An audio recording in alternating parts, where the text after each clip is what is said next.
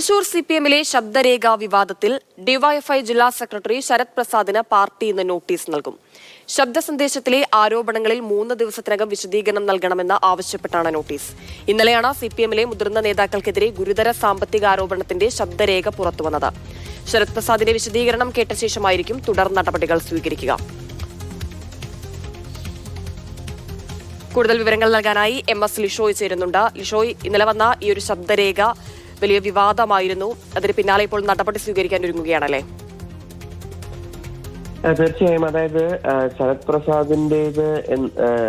പ്രസാദിന്റെ ഈ ശബ്ദരേഖയെ സംബന്ധിച്ച് ശരത് പ്രസാദ് ആദ്യം ഇതിനെ അനുകൂലിച്ചെങ്കിലും, അതായത് തന്റേതാണ് എന്ന് നിലപാടെടുത്തെങ്കിലും പിന്നീട് ഇത് തള്ളിപ്പറയുകയാണ് ചെയ്തത്. പക്ഷേ പാർട്ടി ഇതുമായി ബന്ധപ്പെട്ട വിഷയം ഗൗരവമായി തന്നെയാണ് കണക്കാക്കുന്നത്. അതായത് ഈ വിഷയത്തിൽ ശരത് പ്രസാദിൽ നിന്ന് വിശദീകരണം തേടുമെന്ന് ഇന്നലെ ജില്ലാ സെക്രട്ടറി അബ്ദുൽ ഖാദർ പറഞ്ഞിരുന്നു. പക്ഷേ ഇന്ന് അതിന്റെ നോട്ടീസ് നൽകുകയാണ്. ഇത്തരത്തിൽ വിശദീകരണം നൽകണം എന്ന് ആവശ്യപ്പെട്ടുകൊണ്ട് നോട്ടീസ് നൽകും.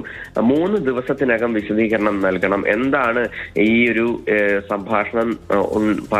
സംഭാഷണം നടത്താനുണ്ടായ സാഹചര്യം എന്നുൾപ്പെടെയുള്ള കാര്യങ്ങൾ വിശദീകരിക്കേണ്ടി വരും.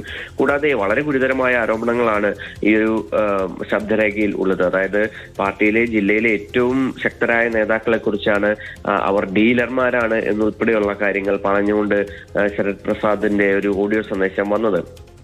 AC മൊയ്തീനും MK കണ്ണനും ഉൾപ്പെടെയുള്ള നേതാക്കൾക്ക് എതിരെയാണ് ഈ ശബ്ദരേഖ ഉള്ളത്. അതുകൊണ്ട് തന്നെ വളരെ ഗുരുതരമായി തന്നെ ഈ ഒരു വിഷയത്തെ പാർട്ടി കാണുന്നു. മാത്രമല്ല പല ഘട്ടങ്ങളിലും ഇത്തരത്തിലുള്ള ആരോപണങ്ങൾക്കെതിരെ ശരത് പ്രസാദ് തന്നെയാണ് ഈ ചാനൽ ചർച്ചകളിലൊക്കെ തന്നെ പാർട്ടിക്ക് വേണ്ടി പ്രതിരോധിക്കാനായി എത്തിയിട്ടുള്ളത്. പക്ഷേ അതേ ആൾ തന്നെ കൃത്യമായി ഇങ്ങനെയൊക്കെ തന്നെ പറയുന്ന ഒരു സാഹചര്യത്തിൽ എന്തുകൊണ്ട് അങ്ങനെ പറഞ്ഞു എന്ന് 3 ദിവസത്തിനകം എഴുതി നൽകണമെന്നാണ് ഇന്ന് നോട്ടീസ് നൽകുക. ഈ നോട്ടീസ് ലഭിച്ച ശേഷം അതിന്റെ വിശദീകരണം ലഭിച്ച ശേഷം മാത്രമായിരിക്കും ശരത് പ്രസാദിനെതിരെയുള്ള തുടർ നടപടികൾ ഉണ്ടാവുക.